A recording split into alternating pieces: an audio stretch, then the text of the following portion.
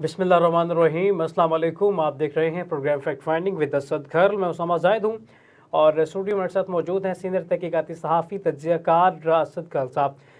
नाज़रीन, एक दफ़ा फिर मुल्क पाकिस्तान की तकदीर पर रोना आया। 76 साल से दो ख़ानदानों के इर्द गिर्द घूमता पाकिस्तान का इक़्तिदार एक दफ़ा फिर इन्हीं के खाते पड़ गया है। आसिफ अली ज़रदारी सदर पाकिस्तान और शहबाज शरीफ बतौर वज़ीर आज़म पाकिस्तान उनके लिए जो है अपनी नामजदगी लेकर सामने आए हैं। हतमी तौर पर नज़र आ रहा है कि इन्हीं के हाथ में इक़्तिदार दे दिया जाएगा।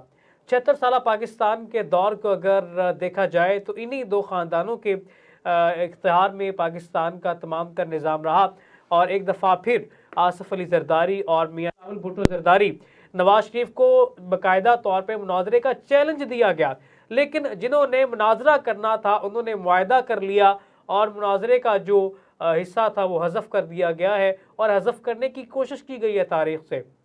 तो इस हवाले से हमारे पास एक शॉर्ट पैकेज मौजूद है जिसमें मियां नवाज शरीफ और आसिफ अली ज़रदारी एक दूसरे के बारे में क्या ख्यालात का इजहार करते रहे। नाज़रीन को पहले ही वो सुनाते हैं, फिर दोबारा इस पर बात करते हैं।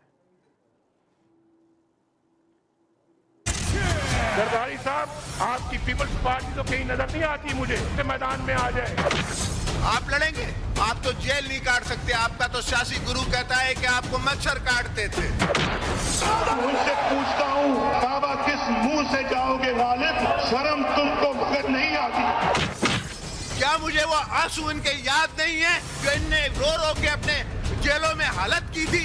कागजी शेर, ये ज़रदारी, अनारी सब एक हैं, ये सब एक हैं।